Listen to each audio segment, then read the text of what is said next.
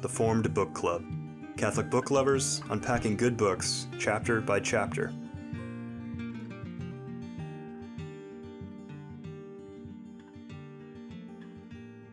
Welcome to the Formed Book Club. Joseph Pierce, Bienvenido, Father Fessio. We continue our discussion of The Lost Mandate of Heaven by Geoffrey Shaw. We're coming towards the sad conclusion. Yes. Which, especially these chapters, we're right now we're at page 213, which is what? What chapter is 11. that? Chapter 11. And I thought public lying was something, a relatively new phenomenon, but it's really sad, as we'll see, some of these statements people make when they know they're false. Mm-hmm. It's really, it undermines one's trust in people in authority. Anyway, let's move with chapter 11, Washington Isolates DM. Vivian, you're our leader, aren't you? I guess sort of. Okay. So we see that, yes, all the plot's going to thicken when Ambassador Nolting is away from his post, right? They send him on vacation in May 1963. And then all this plotting really gets underway. And Nolting himself, this quote here on the bottom of 213, Ambassador Nolting wrote, "I could not have made a worse mistake if I've left my post on the eve of the storm, a storm that eventually destroyed 9 years of constructive American help and support for South Vietnam's independence." And we're going to see more quotes from him where he says, well, you know, once DM is assassinated, just what a disaster. And who replaced him in the chapter? Mr. Trueheart. Yes. Oh, yeah. Joseph, we go back to, this is like a Shakespearean drama. Even the names. Yes. So then we left off with the Buddhist crisis last time, didn't we? That was when it was getting started. Well, that really takes off too, because the famous self-immolation of this what was his name? Thich Quan Duc immolates himself. And this, by the way, this is June 11th, 1963. And there's an AP reporter who happens to be on the site. Oh, why? Because he was told ahead of time. This was all planned and staged. This is what you call political theater. And that photograph goes viral. That word wasn't used back then, but it was in every magazine, every newspaper, the famous burning bonds. And this proved to be just a total disaster for the American public relations standpoint on their support of President DM. And just for fun, I Googled, burning bonds photo, right? Just to see what would come up, And what did it say? That the man immolated himself out of protest for U.S. persecution of Buddhists in South Vietnam by their, puppet king, the Catholic DM. So this is still the narrative, but when you first, I made the language just a wee bit more colorful than it actually was, but you get the idea. But, that's like the first thing that comes up, right? The first click. And so, and yet we see from Shaw's research here that that is not an accurate interpretation. If you actually look at the footnote on page 216 there, this is, Father Piero Geddo's investigations uncovered an article entitled World Coexistence of Buddhism and Communism in a radical Japanese Buddhist publication from Tokyo called Young East. This article made plain that there was, quote, a desire to show that the oppression in Asia comes from Christianity and white people, while salvation comes from Buddhism united with communism, since both complement one another and have the same aspirations and the same goals. And then Father Gedda goes on to say, between Buddhism and communism, there's no more that unites them than divides them. And again, and then he says, footnote further down there, that the U.S. media, U.S. newspapers, ignored the real persecution of the Buddhists in North Vietnam. And again, made this narrative about the persecution of Buddhists in South Vietnam, whereas it was quite clear, and there's lots of other references to this, which we won't have time, I'm sure, to talk about, of how this was a political insurrection. It was politically inspired. It wasn't about religious persecution. It's about overthrowing Diem's government and basically working hand in glove with the communists of North Vietnam. I would like to make a slight excursus here, a little parenthesis. Dorothy Sayers' The Lost Trails of Learning, where she says it's important in the early years not to learn things or facts, but to learn how to learn and to read good, reliable, established authors of the past in order to have a criterion, a standard for finding out whom you could rely upon in the present. And I think that's so important that we learn to find people that we can trust for our news and for reports on things, because you can see here, there's so much out there which is trying to persuade you or lying to you, whatever. My second point is on page 215, just above the middle there. This was kind of strange to me because Diem had seen what had happened in Laos. Laos, yeah, that neutrality simply when the communists came in. So he's concerned that Cambodia might take that same route. So it says the No Dins, feared neutrality would eventually lead to communist control in Cambodia, as it had in Laos. They had therefore sponsored plots against Sihanouk, both the Americans and on their own. So that was a little bit of a negative mark to me on Diem. We think it was wrong that he was assassinated, but it looks like he was plotting against Sihanouk.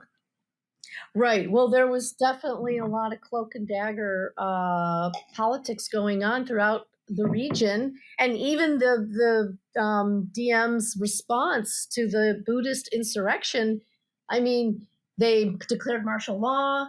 They seized and cleared the pagodas. I mean, we all know what that kind of language implies: seizing and clearing. You're either arresting people or you're shooting them. Take your pick, or both. And so they came down really hard. Now you can argue that, well, they had to. It was, as you quoted, Joseph, it was a political insurrection. The Buddhists, who were now politicized and now in league with the communists, even if they themselves were not communists, they now had found, fellow travelers. And so this was going to bring down the Diem government. So what's the government supposed to do? And the Americans who are supposed to be helping and supporting the Diem government. Diem already knows that they are about to betray him. He can't rely on them anymore. And so. All right. But I distinguish between him imposing martial law in his own country for a reason to help suppress this political, but then to be part of a plot to eliminate the president of a neighboring country. That's not the same thing. That's true. And you wonder, well, what happened? It would be interesting to know, well, what were these plots? And yeah. I too underlined that, Father, and went, what kind of plots were those? And I did not. Yeah, we don't know from what's said there, or more to the point, what's not said, whether it was a plot to assassinate. I mean, it could be a plot to undermine, to support the opposition. I mean, it doesn't tell us anything. That's the trouble. That's right. Yeah. So that'd be worth maybe looking up later and circling back. All right. But one thing, I don't know if we want to jump forward this far. I mean, I've highlighted other things, but just in light of the conversation we've had, this very interesting report at the bottom of page 231. You can jump back if you like, but it seems to follow on from where we're at in the discussion. The United Nations did send in a team and found no justification for accusing the South Vietnamese government of religious persecution. By the time the United Nations Committee's investigations were complete, however, Diem had already been murdered and his government destroyed. Thus, the report was never published. Hmm. William F. Buckley Jr. obtained a copy and published his findings in his magazine, National Review. And then a few lines further down, the Costa Rican member of the UN fact-finding mission said, quote, "The charges made in the General Assembly against the Diem government were not sustained. There was no religious discrimination or persecution, no encroachment of freedom of religion. There is no other way to see it. The clash between a part, not all, of the Buddhist community and the Diem regime was on political grounds. It is a political question, not a religious question." Right. It's so great to have that outside party report, because otherwise it's, there are still so many people that when you put before them this kind of information, they're so convinced by the previous narrative that was the dominant narrative of the time. In fact, people who were working on this book for us, some of them didn't want to work on the book because their understanding of the situation that was Diem was a dictator, he persecuted other religions. Why are we doing a book about him? Right? Right. So it's so helpful to have that UN report. And it comes at the perfect time, Joseph, for you to quote from it, even though it's further along in the chapter. Yeah, I'll say one thing as well is, it's what Father was saying about what Dorothy Alsayas was saying about we have to learn to have the right criteria to judge, what's true and what's not true. And of course, voices are important. So when someone says that Shakespeare's a nihilist because they quote Macbeth just before he after he's killed lots of people, it's clearly nonsense. It's not Shakespeare's perspective, it's Macbeth's perspective. Here, this is not a US government perspective, it's not a DM perspective, it's not a Buddhist perspective, it's an outside, relatively detached, neutral perspective. It's the UN investigation who have presumably no axe to grind. So if we want to start saying what sort of voices have some sort of credibility, the one that's not a party in the dispute is the one that perhaps you should listen to, the impartial party. Right. Well, I wouldn't put that much weight on what the UN reports say in general. This one might have been good. But again, you've got to see who was on the committee, who did the investigation, what did they know, their experience, because, the UN is also heavily influenced by some of its members, including the United States. I'm no great advocate for or fan of the United Nations. Don't get me wrong, and I wasn't suggesting that. But the point is that they're clearly not a party to the dispute in hand, because some members of the committee might have been. Yeah.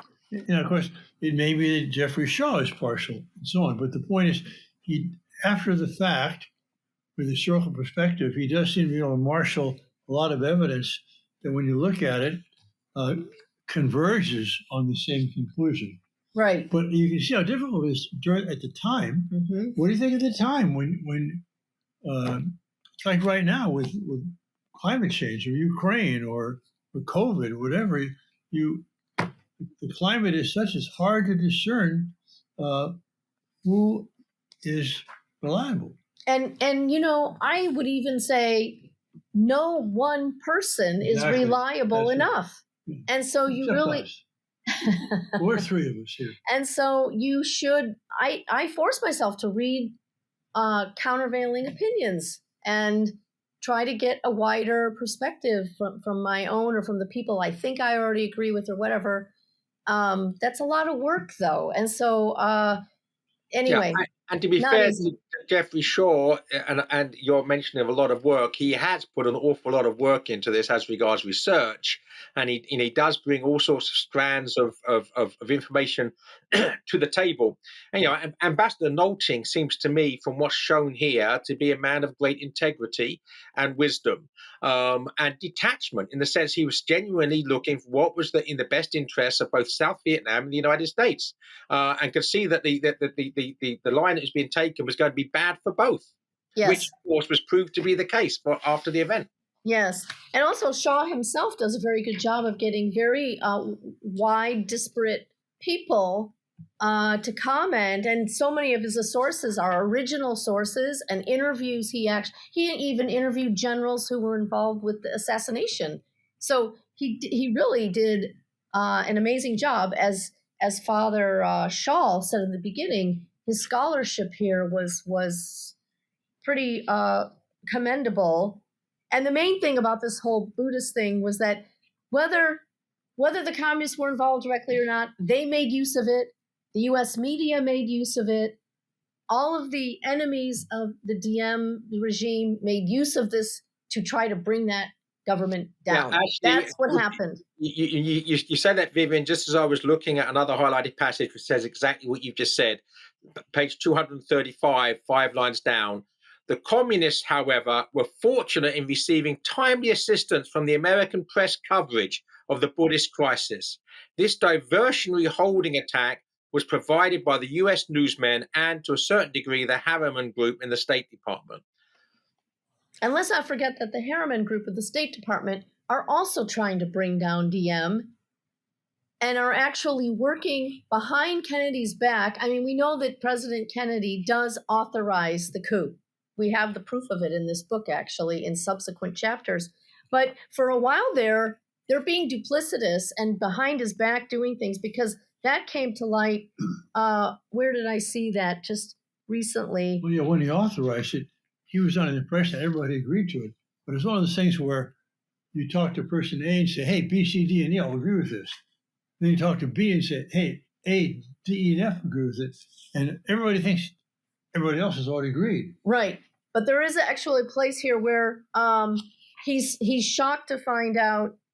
On page 224, the beginning of the second graph, it says, as can be seen in Department of State correspondence, President Kennedy was not immediately aware that his State Department had threatened Diem with formal disassociation. When Kennedy did find out on June 14th, he was furious because it had been done without his permission. He told Department of State that no further threats were to be made without his personal approval. Regardless of his disapprobation, Harriman and Hillsman instructed Trueheart in a top secret telegram to consider, quote, to consider steps gradually to increase covert and overt contacts with non-supporters of the government of Vietnam. In present situation, this should only be done if you feel our overt or covert contacts with those who might play major roles in event of a coup are now inadequate. In the event of a coup, these guys are already planning the coup. Yeah. And at this point in time, Kennedy doesn't even know that. No, they're very, very ruthless. They're very Machiavellian. They're feeding Kennedy the information they want him to see, and they're obscuring information they don't want him to see. And that, that's what one of the tragedies of this is. Quite clearly, he's opposed to them. A few months before the coup, he's on the side of Nolting. He sees that Nolting seems to be supporting Diem for very good, sound, solid interests that are also in the interest of the United States. And yet somehow or other, and one has to suspect Machiavellian machinations on the part of the Harriman Group, they hoodwink Kennedy into authorizing the coup. Right. And at the end of the day, if you put all these things together, his own State Department wants this done. The American media wants this done. All of these forces coalescing while Kennedy is preparing to run for re-election. He's already campaigning for re-election, right? So he is being put politically into a very difficult position. And I mean, on one hand, you can be furious with him for authorizing the coup. And on the other hand, you can see how the man was completely backed into a corner politically. This is what you call a tragic hero. And then he himself is assassinated shortly thereafter. A month later, yeah.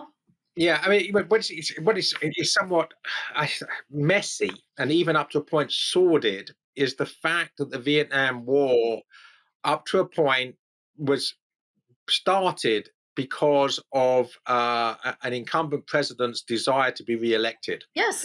So the good of world peace, of peace in Vietnam, of U.S. longer-term interests. I mean, tens of thousands of people will be killed in this conflict, are all sacrificed for an election campaign. Yes. And that, there's something scary about that, because to what degree is that the way things work always? I'm afraid they often do. I actually got the numbers on the dead. I remember last time we talked, I think Father said, and how many Vietnamese civilians, and how many? 2 million Vietnamese civilians on both sides were killed in the Vietnam War. Wow. 1.1 million North Vietnam and Viet Cong fighters were killed. 200,000 to 250,000 South Vietnamese soldiers, and 58,000 members of the U.S. Armed Forces.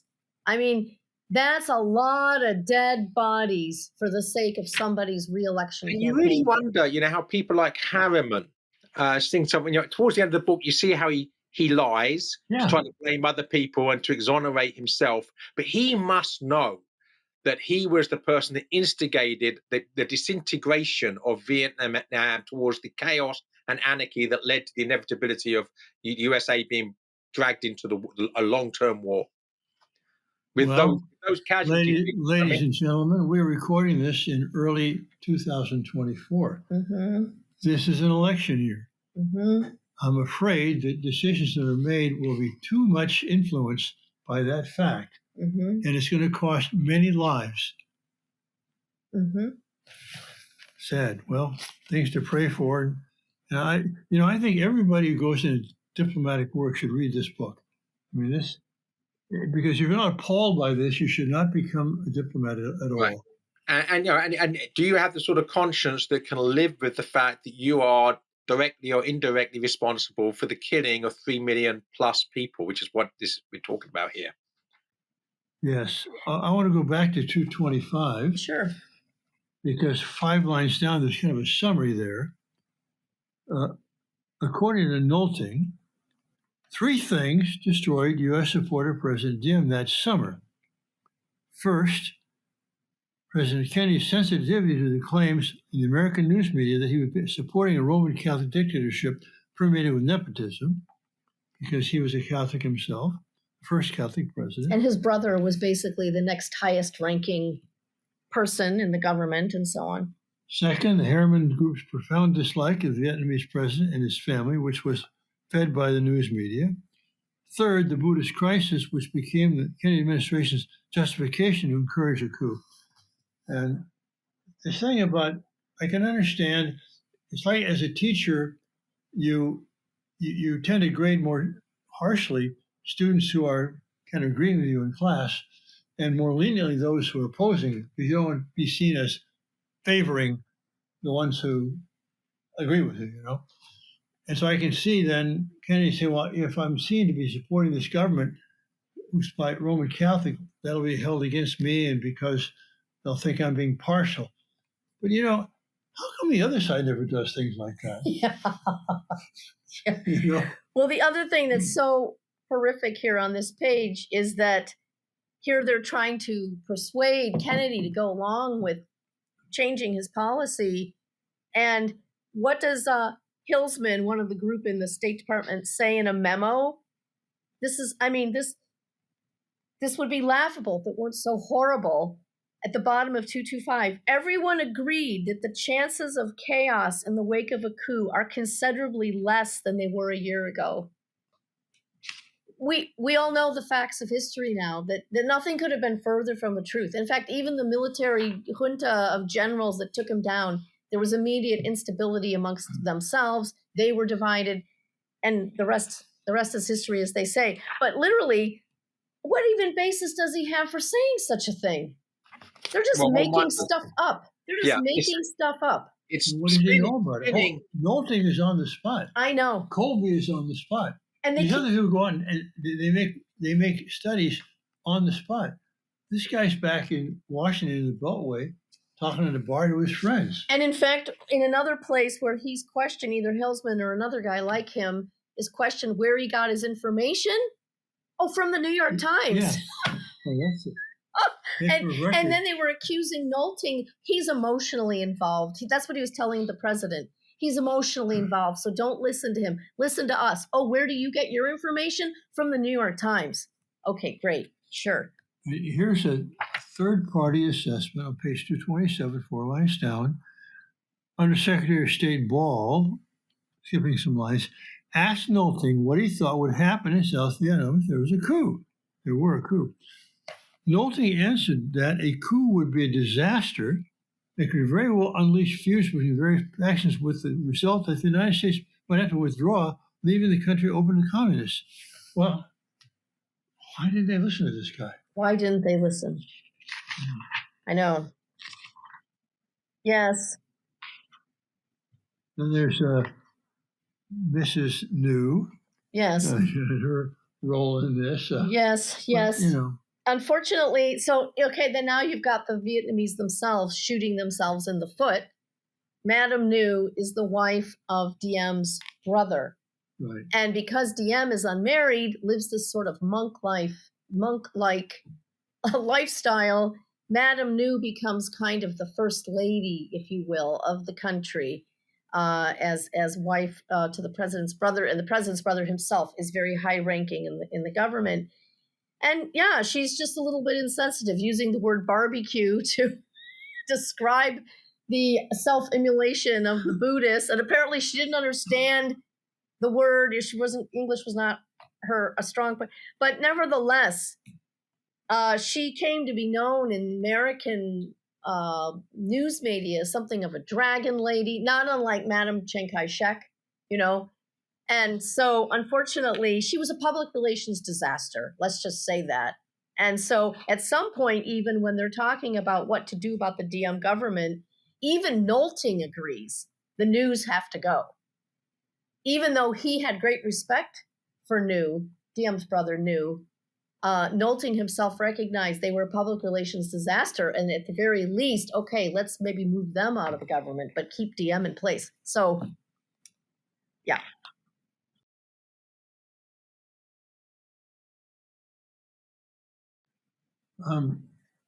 That's in 233.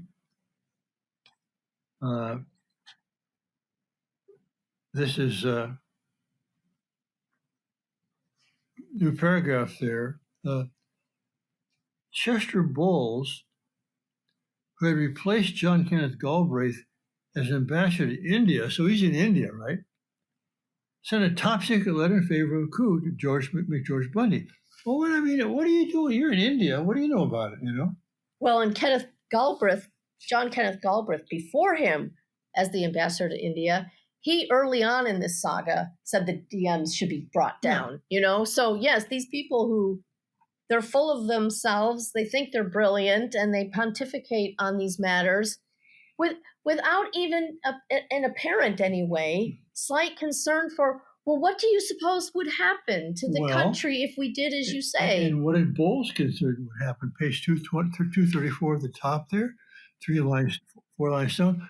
Bowles concluded by saying, quote, almost any articulate, courageous, anti-communist Vietnamese with a good reputation who puts himself at the head of a coup over Ho Chi Minh would find himself a national hero in a matter of weeks. Oh, thank you, Chester Bowles. Right. You're really a prophet. Yeah, and yet everyone on the ground in Vietnam, the CIA guys, the people working in the embassy, you know, they all were saying, unfortunately, in this moment of time, there is no such person right now. And that they're all in their own factions, and if you take away Diem, and I'm going to unleash basically internecine feuding, so it's got to precipitate the chaos, which it did. And of course, you know, the Americans are using, you know, the carrot stick approach, and more the stick, but you know, they're giving something like $500 million a year to finance these operations in Vietnam. And so in order to organize the people who are going to pull off the coup, what are they doing now? They're at the bottom of 234, they're threatening to withdraw the support of the counterinsurgency, which encouraged the eventual revolt by the generals. This threat, according to Colby, was the greatest mistake the Americans could have made. So now the generals are, even if the generals, because also laced throughout this whole narrative is how well the counterinsurgency is actually doing on the ground, in spite of American reporting to the contrary. It keeps popping up. I marked different places. But so now the American government is supporting the counterinsurgency. They've been supporting this president. And now you go to a bunch of Vietnamese generals and say, well, if you don't get rid of your president, we're going to pull out all our money. Yeah, and I don't want to reduce things to sort of ideological left and right here, but I do think that we we are looking at with people like the New York Times, bearing in mind, this is the early '60s. We know what the '60s were. That they have a profoundly secularist liberal agenda. They don't like the Catholic Church. They have a sort of creeping sympathy for soft Marxism, and so their agenda, basically, I mean, which is very important. You've just given those figures: over 3 million people being killed, right? It's the liberal media and certain liberal and globalist people within the State Department who have the blood of those people on their hands, because they basically manipulated the situation to bring about what became the Vietnam War. Yep. I think we're at a good point to prepare for a break. That is to say, conclusion of the session. But before we end, I want to alert all our listeners and viewers there to our next book we're going to discuss by Father Robert Spitzer, Science at the Doorstep of God. So we'll probably cover 2 or 3 pages at a time, as you know. But I would say get the book, go to your local bookstore if you have one, support them. If not, Ignatius.com can help you out. Do not use the Behemoth unless absolutely necessary. But I would say introduction is about 30 pages, and then chapter 1 another 20 pages. So, and let's throw in this very scintillating subtitle: Science and Reason in Support of God, the Soul, and Life After Death. Doesn't that sound great? It sounds good. So, see you all next time. God bless you all. If you enjoyed this discussion, please help spread the word about the Forum Book Club by subscribing to the podcast and writing a review. You can sign up for weekly updates at formedbookclub.ignatius.com.